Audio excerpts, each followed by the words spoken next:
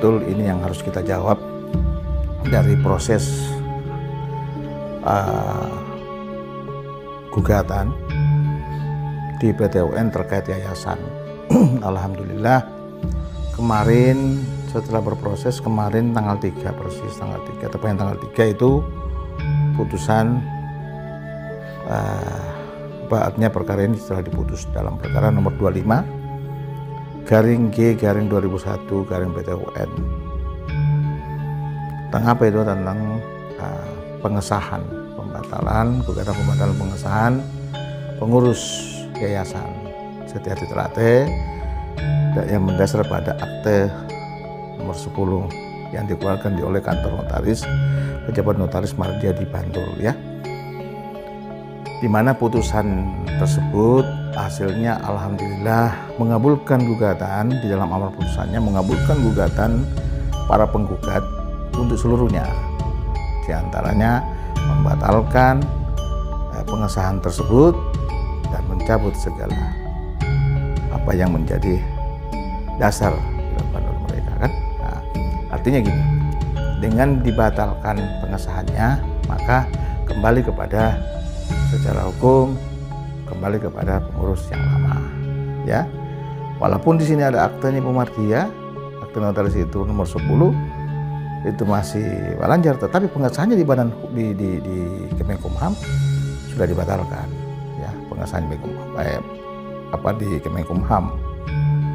Nah, ada pertanyaan dari cabang-cabang. Terus selanjutnya bagaimana, kan?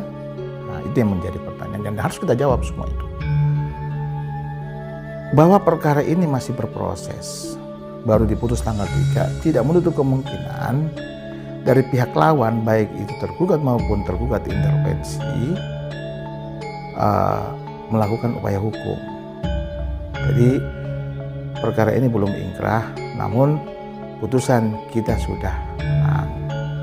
Ya, artinya walaupun kita sudah dimenangkan gugatan ini dikabulkan, bukan berarti perkara ini seketika selesai, tidak, karena masih berproses.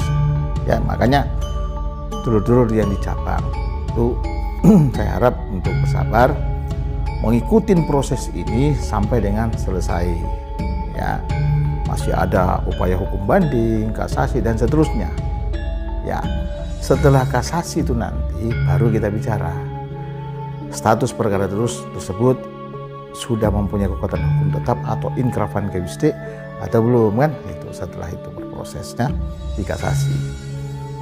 Terus itu, Mas. Jadi intinya gugatan yang dilayangkan oleh saudara Kang Mas Bagus Rizky Dinarwan, Mas Dirman, Mas Benu terhadap pengesahan pengurus itu dikabulkan seluruhnya oleh Pengadilan Tata Usaha Negara Jakarta.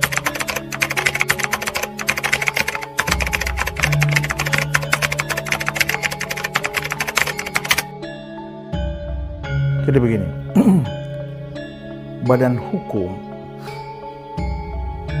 PSHT yang dipegang oleh pihak Pak Taufik telah dibatalkan, ya.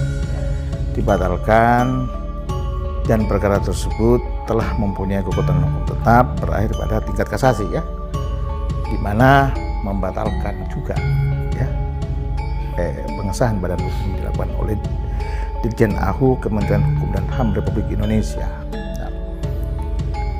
Nah, terkait dengan merek kelas 25 harus kita lihat dulu dari mana asal usul merek ini, kan? Kelas 25 ini asalnya dari PSHT 1922, ya, di mana merek tersebut terdaftar sebagai merek kelas 25 PSHT 1922 plus lukisan, ya. Jadi lihat dulu benang merahnya untuk menentukan sah tidaknya, mempunyai kualitas tidaknya atau tidak itu merek tersebut. Nah, PSHT 1922 mengalihkan kepada PSHT dalam tanda kutip kepada saudara Mas Taufik ya, saudara Pak Taufik. Nggak tahu dasar peralihannya apa, yang jelas Badan Hukum PSHT 1922 itu badan hukum, jadi reh person ya, mengalihkan kepada reh person PSHT. Saudara, yang di dalam hal ini Pak Taufik bertindak selaku ketua umum kan, padahal di dalam putusan ini Pak Taufik telah dinonaktifkan kan, baik itu putusan 217 kalau nggak salah ya, putusan terkait dengan badan hukum maupun merek, sama pertimbangan hukumnya. Jadi rehkrondennya dalam putusan tersebut sama, mempertimbangkan di dalam rehkronden itu bahwa saudara Taufik telah dinonaktifkan oleh Majelis Luhur ya, dan telah pula dilaksanakan parapatan luhur pada tahun 2017 dan menghasilkan mengangkat saudara Mas Murdjoko selaku ketua umum. Saya berharap dulu semua tetap tenang saja.